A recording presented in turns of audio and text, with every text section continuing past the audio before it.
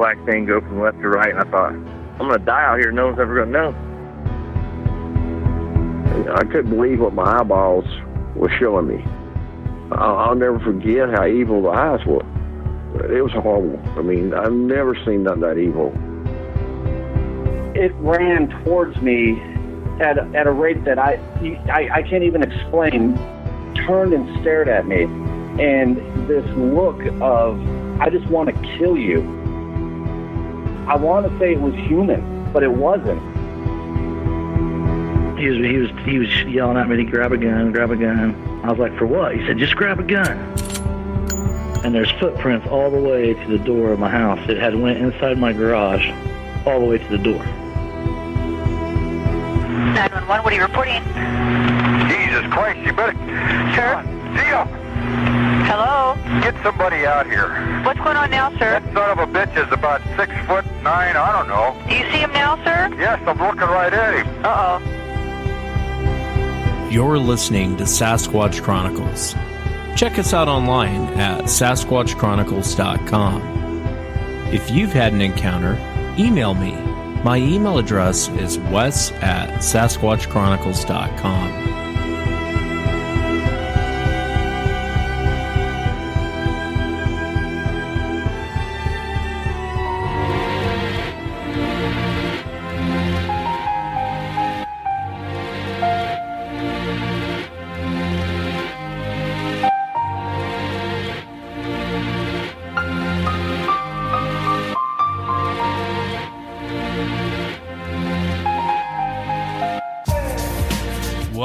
Welcome.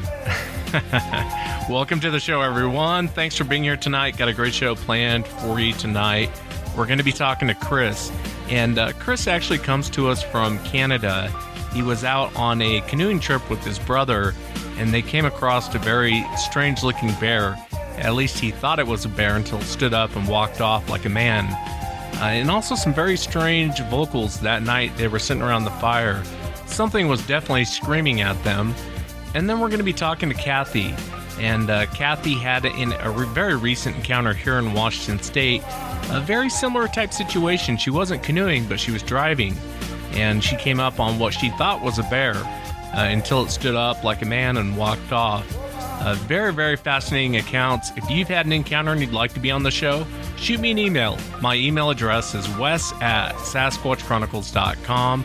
And if you get a chance, check out sasquatchchronicles.com. You can become a member and get additional shows. Let's jump into it tonight. I want to welcome Chris to the show. Chris, thanks for coming on. Oh, thank you, sir. Thanks for having me on. Yeah, I appreciate you being here. And I know your encounter happened around the late 90s up there in Canada. If you would just kind of start from the beginning, kind of tell us what you were doing and walk us into what happened, if you would. Yeah, sure. My brother and I, we planned a 10-day camping trip, which, canoe camping, and probably one of the top hot spots to go to as far as getting into places where not a whole lot of people go to would be up around the Temagami area of Ontario, Canada. And this took place, I think we set off on August 29th. We hit Mowat Landing, a place called Mowat Landing. And from there, we just followed the river down to a lake called Lady Evelyn Lake, where we basically found our first campsite. And really easy, no portaging or anything like that. And set up camp that night. And everything was fine. Everything was perfect the way that, a camping trip is supposed to be. With the exception of one thing that, I do recall would be calm winds, nice weather. But as we're setting up camp, we hear a great big tree crash. And that was it. No wind was blowing, but all we hear is a big loud thump, like a tree came down and smashed in the woods. Now, it could have been nothing. Could have just been a rotten tree or something that just gave way, and we didn't think anything of it. So anyways, off we went the next day, made breakfast, had our coffees, and started paddling away. And we made it down to the main portion of Lady Evelyn Lake. I think our first campsite would be around there's like these little islands, I guess, if you will. We call them eskers up here. That's what they were called. Spent another night there. Nothing, no problem at all. We started traveling down towards what was known as the Narrows. I'm just pulling up on the map. Obasiga Narrows or something like that. We're traveling along here, and there's like a gently sloping, I guess, granite rock leading out to the water. And my brother and I were just paddling away, and I'm in the rear, he's in the front, and I look over to my left, and I pointed out to my brother, and I said, "Hey, Mike, look at there's a bear right there, drinking water out of the lake." So we both look over, and I don't know, it was just acting weird, and I didn't even look at us, just turned around, started walking on all fours, made about 5 or 6 steps on all fours, and then stood up just like a guy, just like a man, and just walked nonchalantly into the woods. This guy was dressed all in black, which was kind of out of the place up there for me, because I thought it was a black bear at first. And there's no campsites along that area, and I just thought it was really weird. But we said that's really weird. Like, why is this guy dressed all in black, from head to toe? Like, he's wearing a balaclava, he's probably wearing black gloves, wearing black socks, shoes, and everything. So we just thought it was just some guy out camping. But we didn't see any campsites up there, and so we just dismissed it as a bear encounter, or or bear sighting. Yeah, that's the way it was originally. So that was the first incident, but we didn't think about anything. We just sort of sloughed it off as just a bear encounter.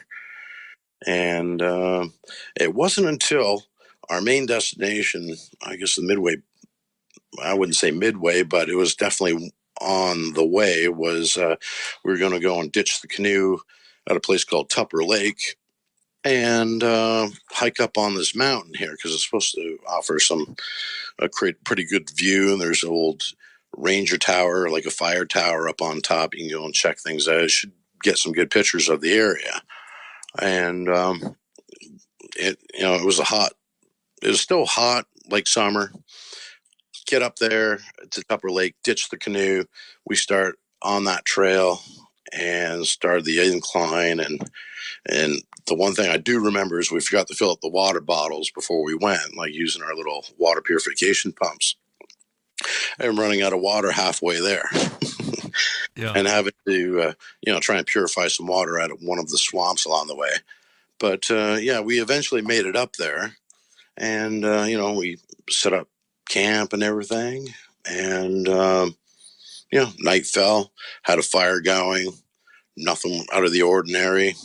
And, it wasn't, like I said, that was when was it? September the 2nd.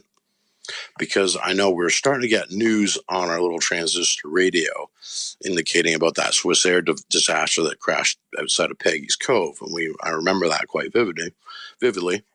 And shortly after that, it might have been after around 11, maybe 12, maybe 1 o'clock. I don't know exactly what time. But we just heard some awful screams out towards directly off our west side of that ridge.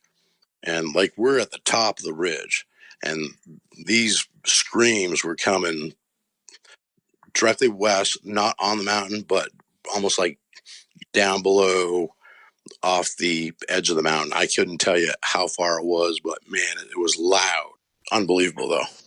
And what did you guys do next? We both stood up and looked in that direction, and we're saying, what the hell was that? We had no clue what the hell that was. The first scream that came out, and it's probably just a lynx or something like that, but it just sounded so deep, almost like a lion's roar, if you will, like very guttural, if you will.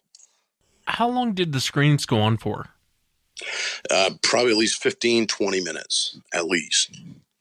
So, and that was it, and everything just quieted down, and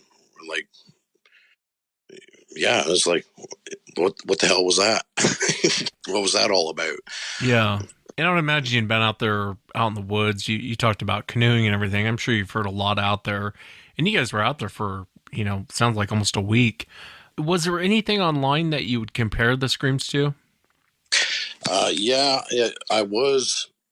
Now, the one thing that piqued my interest and I started checking things out was the grouse hunter and his family. That was sort of video that's on YouTube and Facebook that sort of went viral, where you heard a lot of these screaming going on out in the background. That was one that piqued my interest. It sounds similar, not quite. So I was just like surfing around, and I believe it was another video. I'm trying to. It's a national park down in, I think it was Illinois, I think, or something like that. I'm just trying to pull it up, try and tell you which one it was. The closest one that came to that was the Shawnee National Forest, like vocalization. If you check that out on YouTube, you'd be able to find it. But that's definitely the closest thing to what we heard. Let me see if I can pull it up here for the audience listening. Here we go.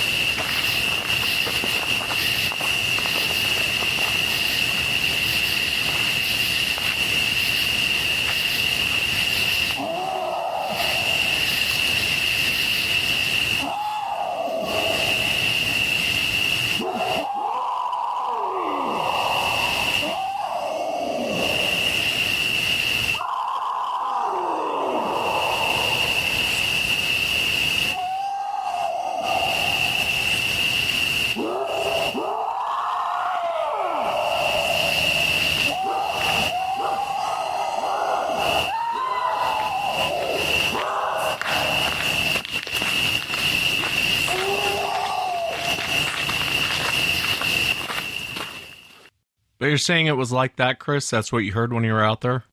Yeah, pretty much exactly like that, with the exception of with the first scream. Like the first scream you hear in that recording didn't exactly sound like that, but anything after that first initial scream, everything else was pretty much identical. But the only difference is much more bassy and very guttural, if you will. Yeah, I'm curious about this quote unquote bear. How far away from you was this thing drinking out of the lake or the stream? Yeah, I was just thinking about that today, and today at the shop where I was working, it's a pretty large shop, and I would say, I would have to say 250 yards at least. And we have one tall guy, and I see him walking around the back, and he's already like 6'5", and I know this guy was that we seen walking along that shoreline, stand up in 2 feet. He must have been at least that, if not bigger. And I know you weren't really into Bigfoot at the time, and I hear that from a lot of hunters. They'll say, "Let me tell you about this weird bear I saw," and it never sounds like a bear. What made you think it wasn't a bear? As soon as he stood up and started walking, it's like, that ain't no bear. And my brother said the same thing too. I've done a lot of hunting. We baited barrels, for bear hunters, for guided hunts. I've been charged by bears during turkey hunting season. And, definitely see a bear. There's no mane. There's no snout or anything on it at all. So when it stood up, and I couldn't, it just didn't look lanky like a bear. It looked more human more than anything. Yeah. Plus, when a bear gets up on 2 legs, it always reminds me of like the circus or sort of like hopping. Yeah. Like hopping Tom. Yeah. Yeah. They don't. This one was swinging his arms just like nobody's business, right? So I just thought it was weird, and I remember this, and it's like a photographic movie in my mind. I remember this as if it was yesterday. When it was drinking out of the stream, was it using any of its hands, or did it just have its head down? We're just coming up on it, and I can see his hands like scooping water out or anything like that. It just looked like its head was down, and then it just sort of scooted around and started walking on all fours, like scooting up. And I said, man, hey, look at that bear. That's right when, it did like 4 or 5 steps, and then boom, it was up, walking on 2 feet, and then straight into the bush. And there's no campsites there, so we discounted that as a camper, because let's say up in these areas, you can find a campsite pretty good just by looking at the shoreline, because most of the campers will break off some of the some of the twigs off the cedar trees and everything, start fires, and you can see right in, and you could see that where a campsite is just by the past presence of other campers that were there in the past. And this was just like straight bush. And then hearing it that night, or hearing something that night, do you and your brother, was it your brother, Chris? Yeah, it was my brother. Do you and your brother ever still talk about it? Yeah, that was funny. I was just talking to my girlfriend about it, and she's probably she's like the second person I told, but I mentioned to her tonight, the other night, that, hey, I talked to my brother about last year, asked him, hey, you want to do another trip up to Maple Mountain again? But this time, maybe bring my son. And he said, nope. That's it. We haven't talked about that experience at all since that experience, back in 98. So yeah, we didn't talk about it. Back in those days, we didn't have cell phones, to take pictures of them or video or anything like that. So like, nobody would believe us. So nobody even talked about it, right? Until now, we have like, if not hundreds, if not thousands of people talking about it now. Yeah, it is kind of nice that way you kind of at least know what you might have seen that day, because it's so bizarre to see these things pop up from all fours. And I could see from a distance why someone would go, oh, that's a bear, until they get up and start walking around like a man. What do you think that these things are, Chris? I have no idea. Maybe some sort of hybrid of some sort. You got me. They must have... when we came across it, we had a big silver Grumman aluminum canoe, and it just acted like we weren't even there. He sort of got up and didn't even look like he even seen us, and he just kept on going about his business. Usually if you come across a camper or something like that, maybe flick up a hand and say, hey, how you doing? Like the courteous wave or something like that. And nothing like that. It's just he just went straight and right into the bush, and that was it. We didn't see him again after that.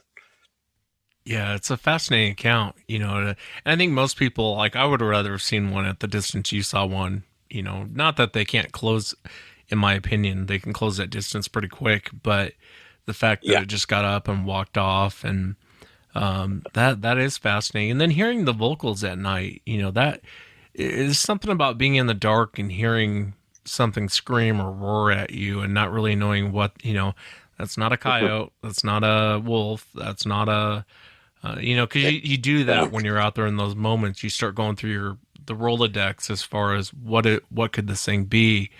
And Wes, I can tell you one thing. I haven't forgotten, like in my memory banks, what I seen, and I haven't forgotten what I heard. And when I came across that one video, hearing those vocalizations, I'm going, man, that's the closest thing to whatever I heard screaming back there. I mean, that's one I can tell you for a fact, that you don't forget these things when you hear them screaming. So, yeah, that's for sure. There's nothing out there that screams like them. Like, I've heard tigers roar. I'm just outside of Hamilton, and there's like a lion safari, probably about 4 kilometers from where I hunt. It's about a big 500-acre parcel, and I'm sitting in a tree stand. And I can hear these things, roaring from 4 kilometers away. It's that deep and guttural. It's much like what we heard that night. Discounting the actual lion's roar, but it sounded pretty much, like that crazy howling of some sort. But yeah, definitely these things had to have been big, whatever was making that noise. Whether it be 1, 2, I don't know, but that's all we heard. Be interesting to have your brother hear that audio and see what he thinks, but he kind of sounds like he doesn't really want to talk about it. Yeah, we haven't talked about it since that time. I said, hey, you want to go up to Temagami again and check that place out again? And he just basically said no, and we still haven't talked about it. So I'll hit him up again and it says, hey, what do you think about this? I'll send him that clip and see what he says. But I don't know. Maybe we can get him on again. I don't know. But No, I hear you. Well, I appreciate you coming on and sharing it, Chris. I love hearing all the encounters, and not every encounter is violent. And for the longest time, I got accused of only putting violent encounters on the air. But a lot of people who get up close and personal with them, it does become aggressive. May not become violent. Sometimes it does, but it becomes aggressive. And I think when you're at a distance like what you're talking about, it was doing its thing. You guys didn't really. A lot of it, I think, maybe how you react, I think, is how they react sometimes. That's what I was thinking too, and I played that in my mind a lot too, is because like when we heard that screaming and stuff going off, we basically stood up by the fire and got to the highest point and was looking off that peak towards the west and looking as far as we can, and we're like, what the hell is that? And we're standing there and we ain't going nowhere because up on that peak you have to climb up a ladder to get up to here. Otherwise it's an extra long trail that you have to go down in the dark to bug out of that area. I'm thinking, yeah, let's try and hunker down here for the night and hopefully this thing goes away. And after about 20 minutes, it just sort of died down and like, I don't know, it was weird. I don't know. It definitely sounded like it was trying to scare you off or getting angry that you're in their area or something like that. I have no idea. And that's why I called in. Maybe I might get some answers either from you or other callers in the future. I don't know, but like I said, maybe this might open up some eyes in some other people that went canoeing up here in the Temagami area might call in too. Maybe they might have had a similar experience to that, especially camping on that Maple Mountain. Yeah, definitely. I wanted to ask you, the other question I want to ask you is the screaming, did it come from the general direction from where you first saw this thing? No, we basically started pretty much from the east and we worked our way out to Maple Mountain, which is directly west of where we ended up. And from where we seen this thing, I'm trying to remember where we seen this thing, there was some water bodies in between. So I don't know how you would have scooted around the back end of that mountain, but who knows? I don't know. We seen him on like a south shore. We usually hugged around the north shore, and that's basically where we ended up. We sent him on the south, and we basically hugged the north shore all the way along our canoe route so we can find our portages and stuff like that. I gotcha. Yeah. Well, it's a fascinating encounter. I really appreciate you coming on. That's about it. And as far as that encounter goes, but other than that, I was listening to another episode from where these guys were out there looking for these things. I don't know why, but but they seen like there was talk about orbs and stuff like that. Oh yeah, the lights. These little round things there. Now I encountered that a few years later, not out camping, but I was in the process of heading up north. My kids were already up north. I was still living in the city, and they're up at the other place out north. And I was just basically taking out the garbage and about to hit the highway and join them for Christmas. And living out fairly close to the airport, I see this light coming out of the sky, and it didn't seem any different than anything. And then next thing you know, it came down. It was about the size of a basketball, and it was like a bluish color of some sort. And the best way to describe it was it's sort of like when you have your TV off and you have nothing but fuzz going on, like snow. Yeah. That's exactly what it looked like. Blue tint. It's wintertime. It's not shedding off any light, just like these other guys were telling you in this other podcast you ran. And I said, man, that I already guessed what they were going to describe before they even said what it was. And these things were heading towards a grove of pine trees, and it zigzagged its way through the pine trees as if it knew where it was going and disappeared out of sight. How big would you say it was, Chris? How big do you think that light was? Like soccer ball, baseball, bigger, smaller? It was about the size of a basketball, just like those other guys. Beach ball, basketball, about that exact same size. Still to this day, no clue what the hell that is. Yeah, I hear you. But the descriptions are pretty much similar to what I heard on your podcast. And it's like, okay, this is getting too weird. I have no explanation for it. So, yeah, I'm always curious how many people see the lights. I mean, you're up in Canada and you're seeing them. I've had reports of them in the UK. I've heard of reports of them in Australia. And I don't know what they are. I really don't. You can go down the religious route, you can go down, but at the end of the day, no one really knows what these balls of light are. We don't know. Yeah. And they people run into them here in the US a lot of people run into them, and they don't really seem to hurt anyone. They just it's just weird, and they fly around, and, it's a weird light. I like your static, description. It is kind of like that when you look at them, and they don't make any noise, and it's just bizarre. You know what I mean? It's not like it's a spaceship. It's too small, Yeah. Well, I can tell you the thing floated right by me, probably about 15, 20 feet. That's the exact distance from where it was for me, at least 15 feet. And when it came down, I was like, what the heck was that? And I had 2 garbage bags I was going to set out by the curb and dropped them off, and just dropped them into my hands and just sat there and watched this thing float by me. And I was like, wasn't scared, wasn't anything. You're just bewildered. I was like, what is this thing? So yeah, it is kind of like that. I wouldn't really say you get any sort of, at least for me, when I saw the lights, you don't really get any sort of, not really fear, it's just confusion on what is that? Yeah, pretty much. You don't know what they were. Initially, I thought it was a plane coming into the airport with their landing lights on, and then next thing you know, it slowly dove down, and it's almost like chest level, and passed me right by. So I had no idea what that was. And was that the only time you ever saw the lights? That was the only time I seen this little blue thing like float by me and through the pine trees and zigzag through that, and off it went. And that was the only time I seen something like that. Unexplainable. No idea. But I think because I heard that in the podcast that from your past guests, I'm going, what's the connection here? What's going on? I think, I hate to say connection. I use the word coincidence. There is and you could say connection, I guess. The people that have these things on their property, they always see the lights. I think I've had one guy that said he hadn't seen the lights yet, but I'm telling you, thousands of people I've talked to, a lot of people have seen these lights, and I just don't know what they are. But I appreciate you sharing it, Chris. Especially the light encounter, and hopefully more people will come forward in Canada with regard to. I know there's more that goes on in Canada. A lot of the Canadians don't come on though.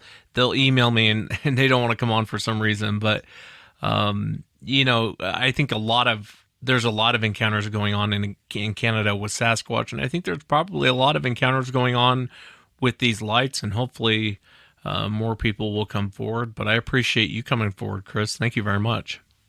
I appreciate coming on and just telling you my experience. It wasn't that scary, but it was scary enough for us that one night. So no, I can imagine. Thanks for coming on, Chris. No worries. Thank you.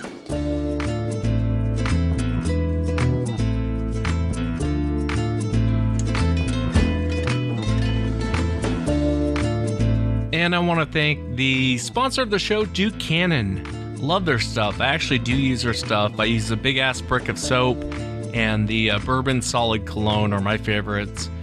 Duke Cannon prides itself in making its grooming goods work as hard as you do. And the other cool thing about the company is a portion of the proceeds actually goes towards veterans and active military. It's a very cool company. They have very cool products.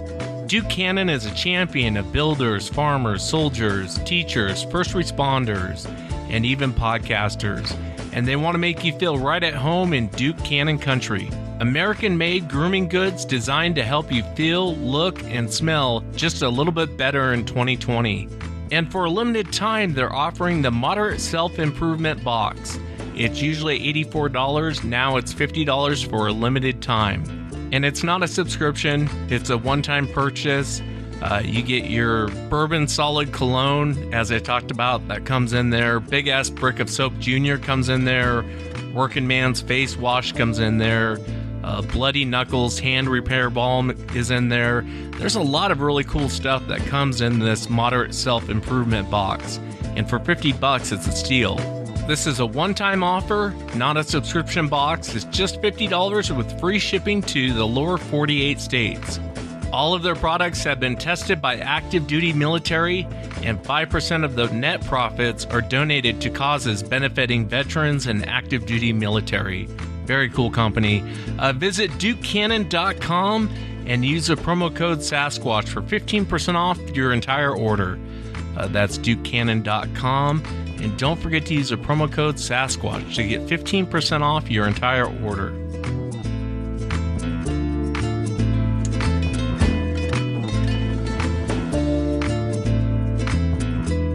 Well, next up on the show, I want to welcome Cathy. Cathy, thanks for coming on. Yeah, thanks, Wes, for having me. Yeah, I really appreciate you being here. And I know you spend a lot of time in the woods, and you know most of, I was really surprised because when we were talking the other day, you knew a lot of areas that most people don't know. But you recently had an encounter back in, it was the beginning of this month, wasn't it, Cathy? Yeah, January 4th. Let me ask you, before we go into the encounter, what did you think of the topic of Sasquatch prior to all of this? I at first, long time ago, when I saw the Gimlin and Patterson film, I actually thought they were real. And then everybody started disputing it. And so then I thought, well, maybe it's not real. And then I've actually been in the woods for many years and have never come across any kind of sign or sound or anything,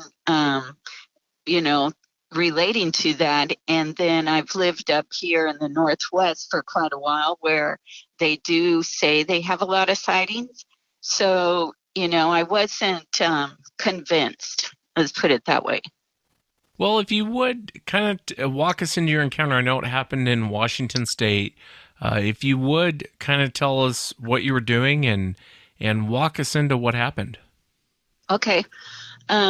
So a lot of times after work, I'll go up and go into the woods and just drive around. It's just really nice to drive in the woods, and I enjoy it. So I was up, it is up by Willard, Washington, and the Gifford Pinchot Forest starts off the 66 road, and it's only probably about 5 miles where it starts out. So I'm pretty close to coming up across north side on the Columbia River.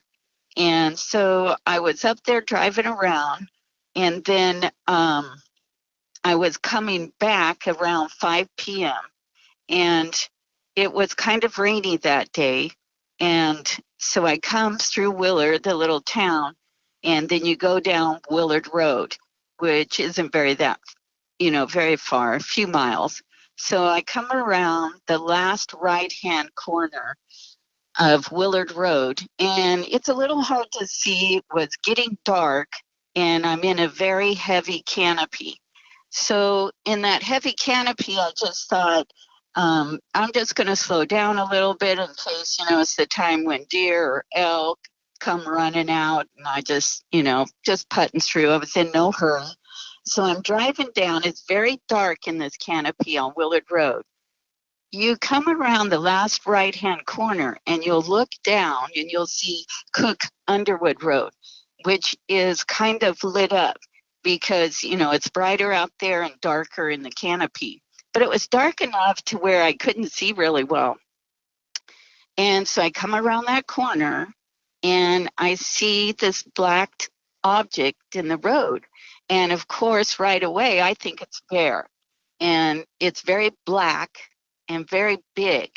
And I thought, that's the largest bear I've ever seen. That bear's huge. And it looked like its butt was up in the air.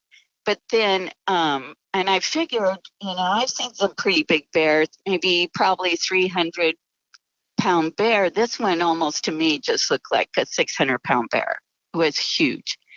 So I'm looking at it, and all of a sudden, these, whatever it is, which I said, when I told you it looked mechanical, it looked like something going along up and down, and they were all black. And I thought, what is that? I go, I've never seen a bear do that. And then I thought, it looks like maybe it's deer, maybe it's some elk in there, and they're running all around in the road, but it's just right in front of me. So I'm looking at it, and as I get closer, all of a sudden it pops up on the bank, and I'm in my car by myself, and I just yell out. I just yell, "It's a man. What's a man doing here in the woods?" And the headlights actually lit it up, and on the end with the light coming out of the Cook Underwood Road, it silhouetted it also. So it was pretty lit up. So I'm sitting there looking at this as it popped up, and its right leg was on the bank, left arm was back. You could see its head. You could see the whole body. You could see everything. There was no snout. There were no ears like a bear. There was actually the conical head they talk about. Its legs, I remember, were bulky, and its arms were long, and actually the hand was kind of pointed backwards. And as I approached it and came up to it, it just went right into the woods and was gone. So I drove down to the end of the road. It was about 600 feet, I said, and I thought to myself, what did I just see? I was trying to figure out what I saw. The thing that really stuck out to me was that I actually yelled out, "It's a man." You could tell. I mean, it was not a man, but that's what you thought it was when it popped up. So I know when I went down there that what it was doing is it was crawling. It was like crawling on the road. And it was almost the full size. It was the full side of the left lane. But as I approached it, when it got up, it was just popped up in the air really fast, and it was not. There was nothing else in the road, nothing there, but the Sasquatch, which I never really thought I would ever see. But the thing is I know when I said it was a man, there was no hat. There was no coat. There was nothing on it. And the actual fur on this, well, it was lit up. It kind of looked silver, but I don't know if it was or not. And it wasn't like super long hair either. And it was very tall. Probably what I would think from stories or the Patterson film, it wasn't quite as bulky as that one. I went back the next day on Sunday to see if there were any prints. There were no prints because it had rained all night. And actually, I didn't even really want to get out and walk back in those woods because it was still hard for me to really think about what I saw. Yeah, I would imagine. I think most people go through that. And you and I've talked about your history out here in the Pacific Northwest. And I know you've spent a lot of time in the woods and seeing this thing. When it was down on all fours, you mentioned it popping up.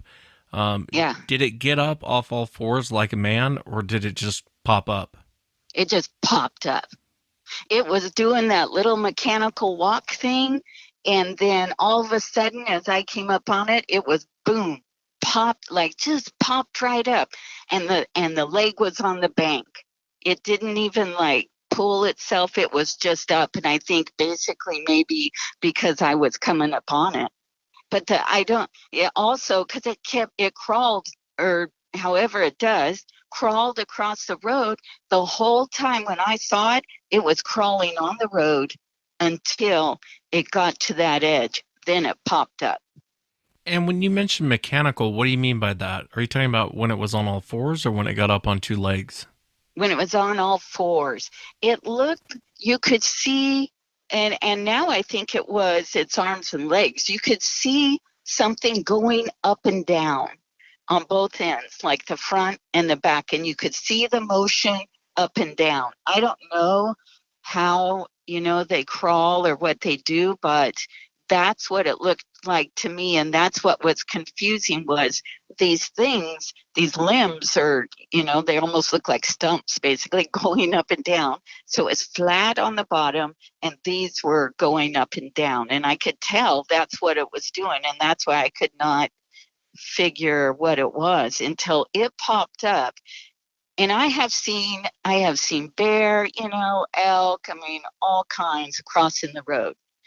And this, it was just so unusual. I knew it was. In my head, I was saying, what is it doing? And that's why I thought maybe it was 3 deer or a couple elk or something different like that in the road, like they were running in circles or something. It was such a commotion. It's really hard to explain, but I knew that it was something different until when it popped up. Of course, at that very moment, when I called it a man and I saw the whole thing, I knew what it was, but my head was going, my mind was going, that isn't really what it is it? But it was. I hear you. And it's funny how, not really funny, but I think our brains do that. When we see something we're trying to make sense of, it must be this, it must be that. I laughed when I read your email, and don't take that a bad way, but when you said, it's a man, I'd probably do the same thing. Did you tell anyone about this encounter? I just told a couple people that I think they might be real. And I kind of was stressed about it for several days.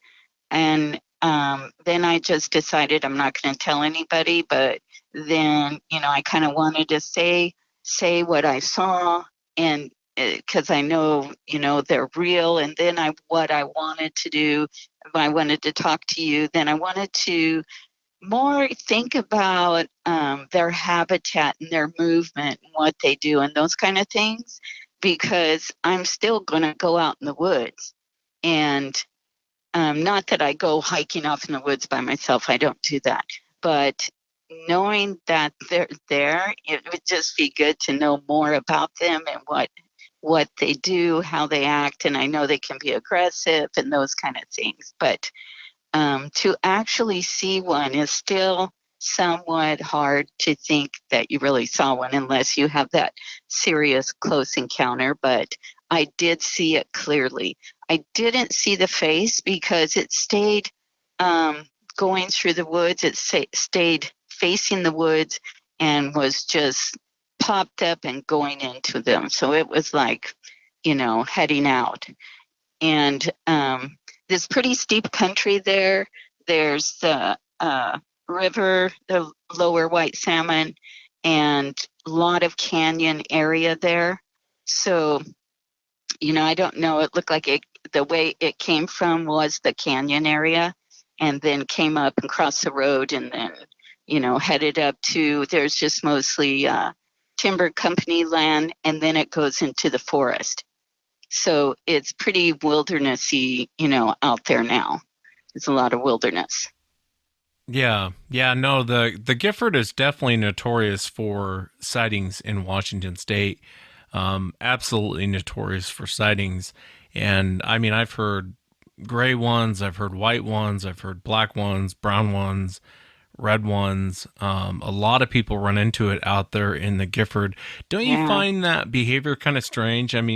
Most of the time when you pull up in a car, and you come across like a bear or a cougar, generally they're going to bolt. They're going to get out of there as quickly as possible.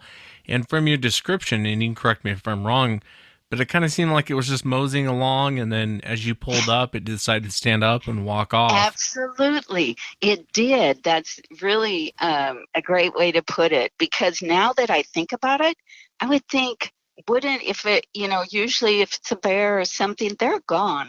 They're across that road and out of there.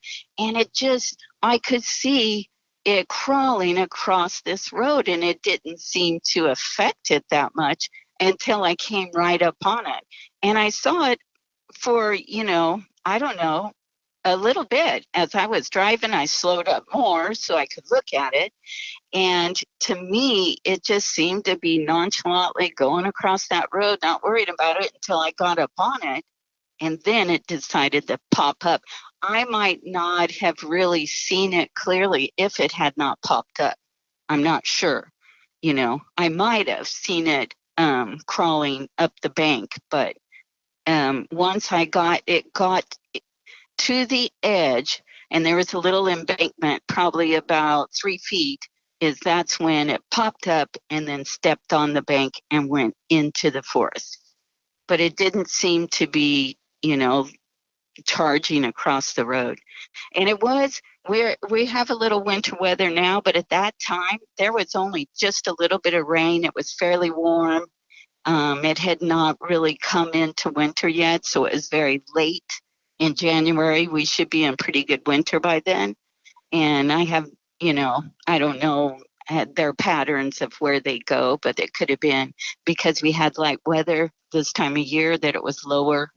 I don't know any of those things, but it seemed like it was just nonchalantly crawling across, or however they do it, across the road. Have you been back to that area? Have you gone back down that road? Oh, yeah. I've been back there several times.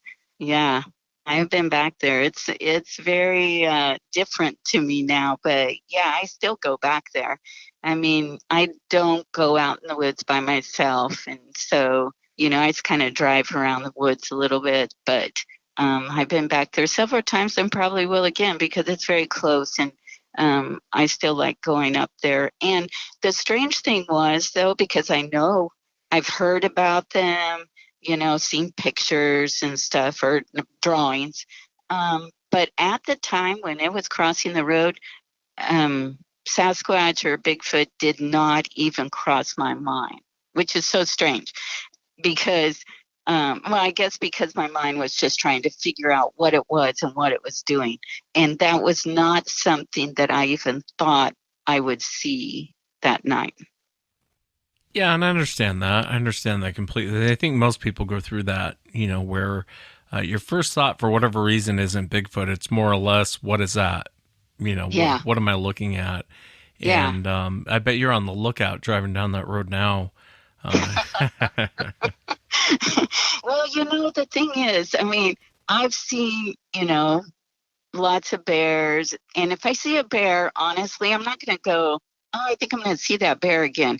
If I have seen like bobcats frequent an area. I've seen one bobcat here and then be there again and be there again. But I've never really seen a bear do that. And my thought is, well, it's on its way and heading out. But I don't even know how, what their habitat is, how far they travel or what they do. But yeah, I think honestly, if they frequent an area, they may, go there again. That's just me and looking at wildlife. But yeah, I would agree with you. I think that they do. I think that they do travel the same area a lot of times. They may take a different path, but generally speaking, they're in an area for a certain period of time. And I'm speculating. I can just tell you from you and I were talking the other day, and I was telling you about the gray one that's seen down by the Columbia River. And then as it gets hotter, it's seen more toward, summertime comes, it's seen more towards Mount St. Helens where it's a lot cooler.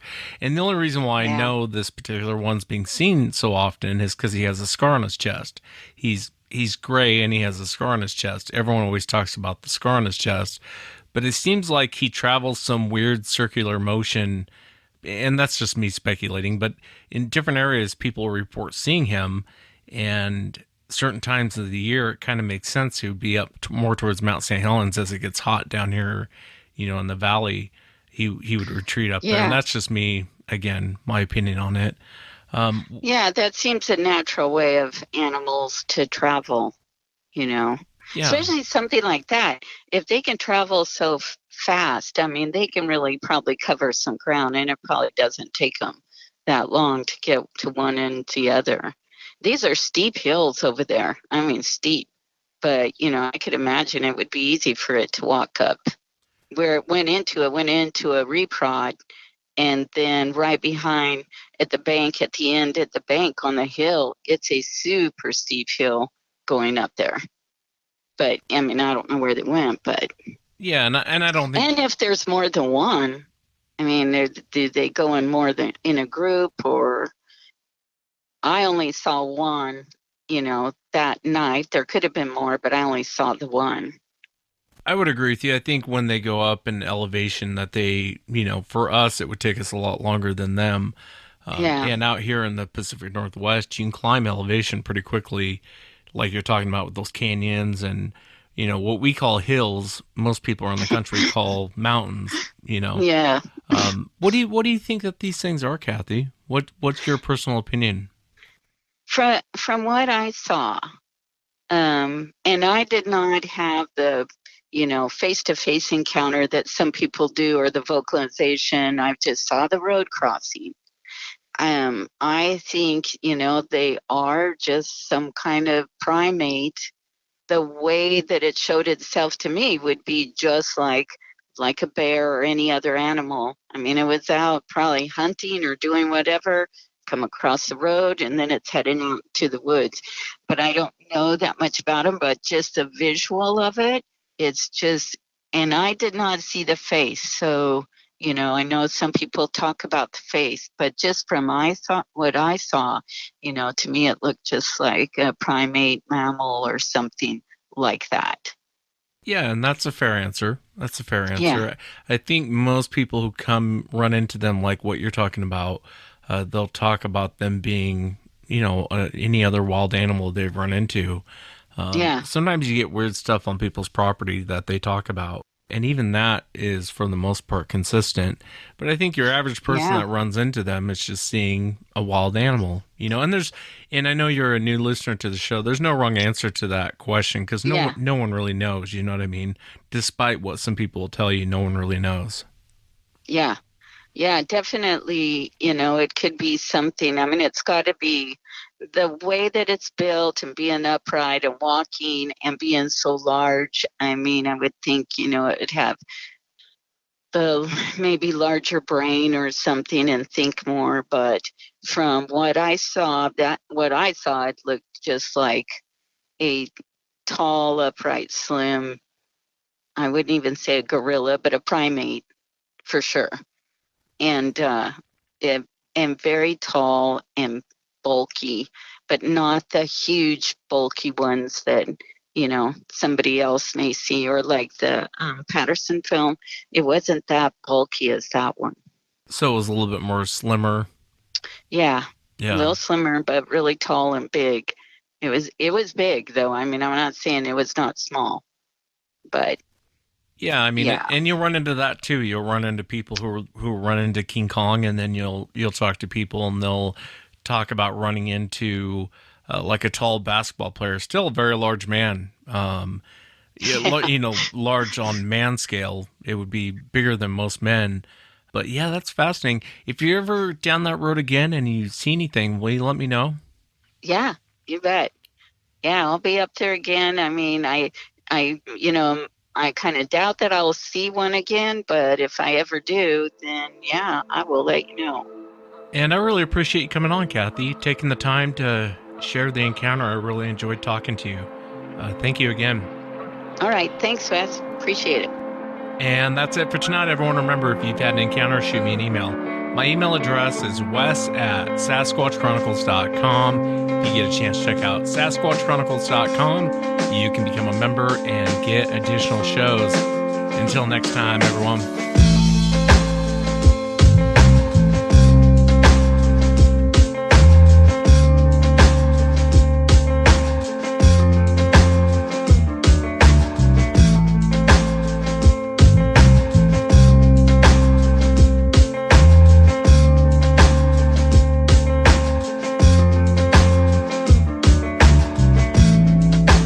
Mindlessly drinking, not tasting.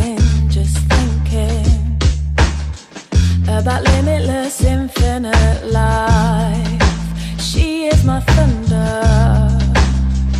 No wonder I'm gone under the intoxicating danger I like. Save me from myself, let me drown in my black lake. Let me float away. Save me from myself, let me drown in my black lake.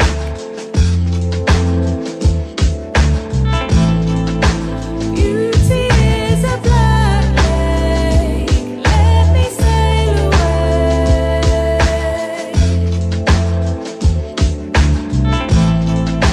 Beauty is a black lake, let me sail away.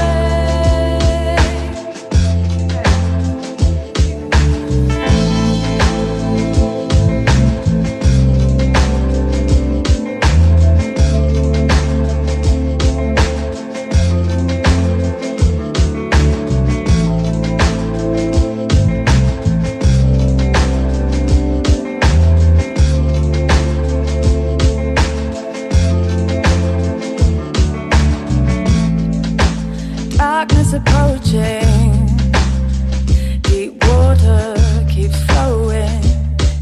It inhales me in the stormy tide. Endless emotion, a dawn thought, a notion, an epiphany, bring the shore to life. Save me from myself, let me drown